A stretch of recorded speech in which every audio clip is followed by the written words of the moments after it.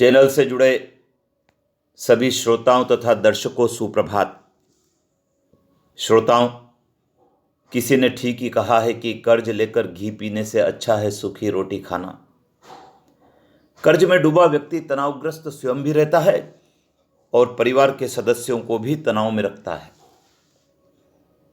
तनाव अपनी आदतों से उत्पन्न होता है।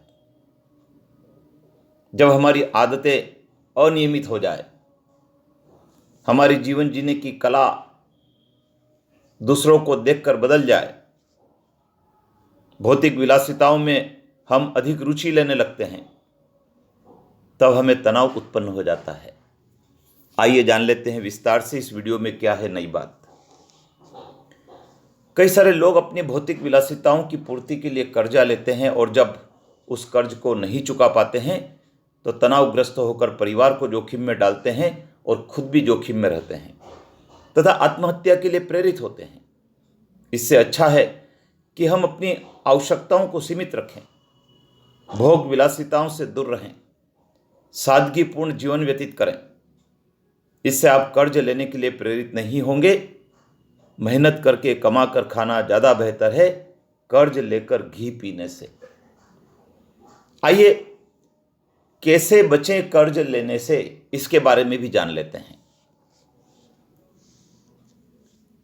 कर्ज लेने से बचने के कुछ तरीके मैंने इस वीडियो में आपके लिए शेयर किए हैं।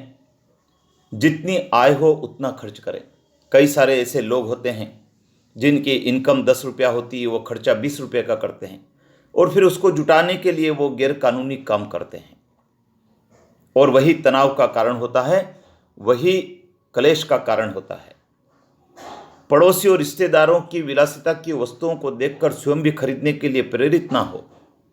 पड़ोसी के पास 4 पहिया वाहन है, पड़ोसी के पास एयर कंडीशनड है, पड़ोसी के पास ऊंची किस्म की टीवी है, पड़ोसी के पास ऊंची किस्म के मोबाइल है, पड़ोसी के पास घर में ऊंची किस्म के फर्नीचर है। उसको देखकर यदि आप भी प्रेरित होंगे और आपकी इनकम यदि उसके अनुसार नहीं है तो आप तनावग्रस्त होंगे और जोखिम में आ जाएंगे। परिवार के कोई भी सदस्य परिवार के मुखिया को इस बात के लिए प्रेरित नहीं करें कि वह इनकम से ज़्यादा खर्च करें। वर्तमान समय में ये एक बहुत बड़ी समस्या है। जो परिवार के सदस्य होते हैं मुखिया के सामने नई नई डिमांड रखते हैं और जब मुखिया उस डिमांड को पूरी करने के लिए प्रयास करता है तो कर्ज में डूब जाता है और वह ऐसे काम करता है जो उसे नहीं करना चाहिए। तो परिवार के सदस्य मुखिया को इस बात के लिए प्रेरित नहीं करें, बल्कि इनकम के अनुसार उसको खर्च करने के लिए बताएं। मकान नहीं है तो किराए के मकान में रहे। कई सारे लोग इस बात के लिए परेशान होते हैं कि उनके पास रहने के लिए मकान नहीं है। कोई आवश्यक नहीं है, यदि आपकी इनकम नहीं है आप किराए के मकान में रहें, वह भी आपके लिए पर्याप्त होगा। 4 पहिया वाहन नहीं है तो 2 पहिया वाहन चलें। विद्यार्थियों, दर्शकों, श्रोताओं, 4 पहिया वाहन सबके पास होना जरूरी नहीं है। हर परिवार की अपनी आवश्यकता होती है, उस आवश्यकता के अनुसार ही उनको 4 पहिया वाहन खरीदना होता है। यदि परिवार में एक 4 पहिया वाहन है तो उसका उपयोग सभी लोग कर सकते हैं।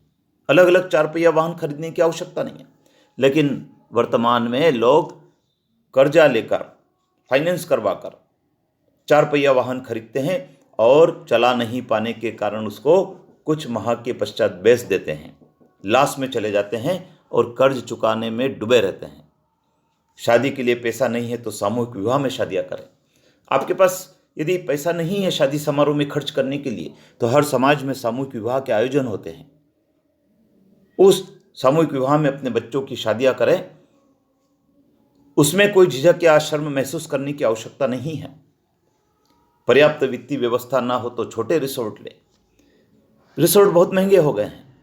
आपके पास यदि पर्याप्त पैसा नहीं है तो आप कम खर्च वाले रिसोर्ट में अपने बच्चों की शादी आयोजित कर सकते हैं, धर्मशालाओं में आयोजित कर सकते हैं, खुले मैदानों में आयोजित कर सकते हैं।